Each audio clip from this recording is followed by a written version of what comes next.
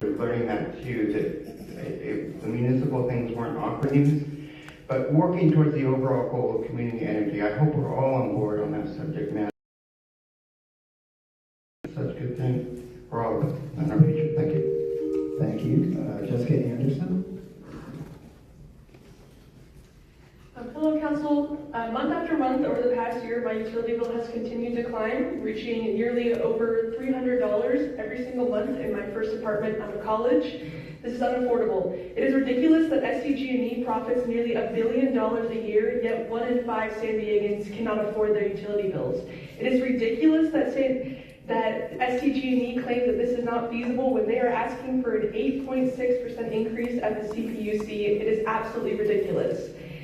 When San Diegans are forced to choose between food on their table, paying their rent, and paying their utility bills, it is clear the system is broken. Nicole Lilly.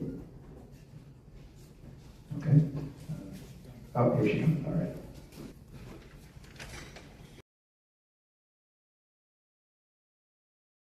My name is a 501c3 nonprofit organizing powerful youth for an inclusive, equitable, and sustainable future. As you are tackling complicated and nuanced issues and creating new and innovative solutions because it is what is necessary. I support the implementation of public power without denying the necessity of labor contained as a make San Diego work for all the people in this room, not the corporations that lead us.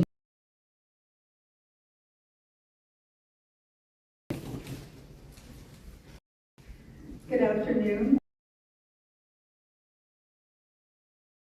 Thank all of the people who have spoken today because the perspectives are important. Really excellent points on both sides, for and against us.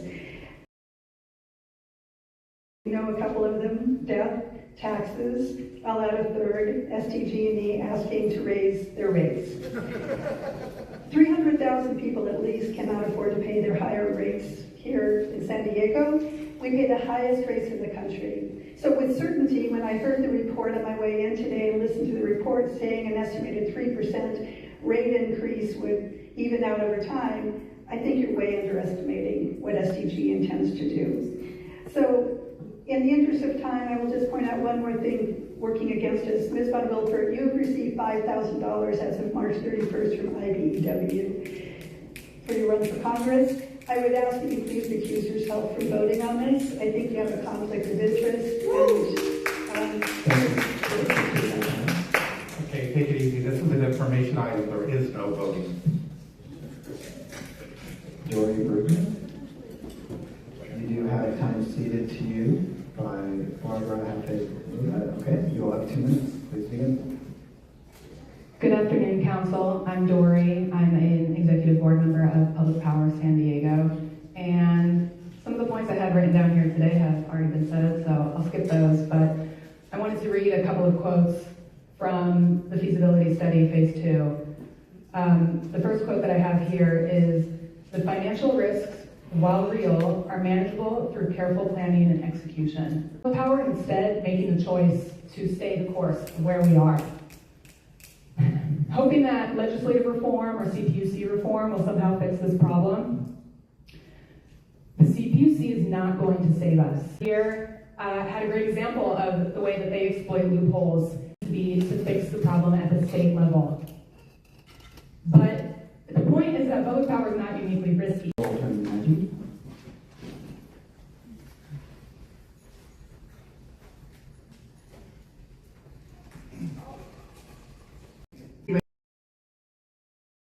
From this opportunity. Will the value created by this transformation of our system remain here in San Diego, reinvested in affordability, reliability, infrastructure, and local priorities? Or will it continue to flow primarily towards a system designed around shareholder returns? We have every incentive to preserve this model if we were part of this SG&E role. That's an investor owned utility. We understand that. But as you guys represent us, the citizens, your responsibility is about what serves San Diegans best. Sorry, not a professional speech. This is my first speech here. But, anyway, I think this is to ask, the biggest question is to ask whether the next generation of wealth created by the energy economy should be captured locally and used to benefit communities.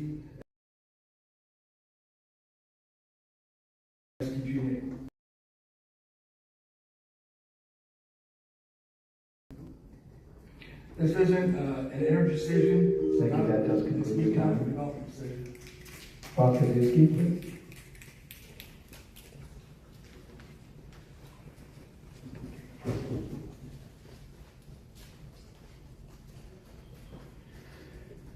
I just walked to the parking structure with former council member Mark Kersey.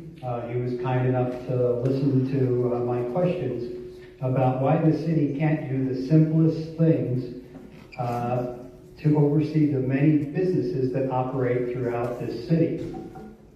You know what he said to me? He said there was too much going on in this city for the council members to deal with all the details in the city.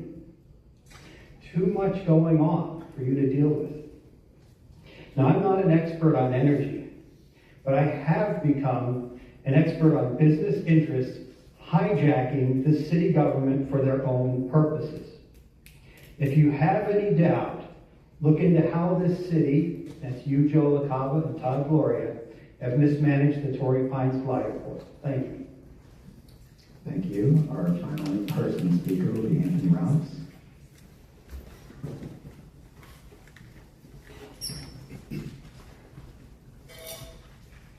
Good afternoon, City Council. I want to stick to my stomach. I'm tired of not being able to pay my energy, meaning that Register their position in favor but not speak from Brandon Reynolds and Karina Vega.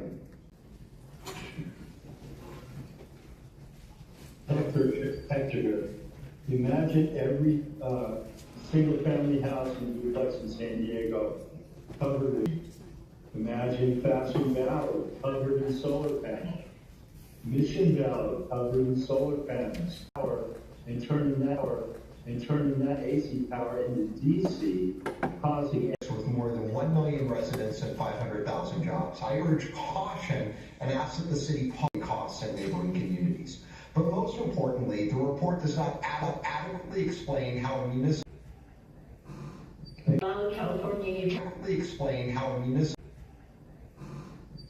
California utility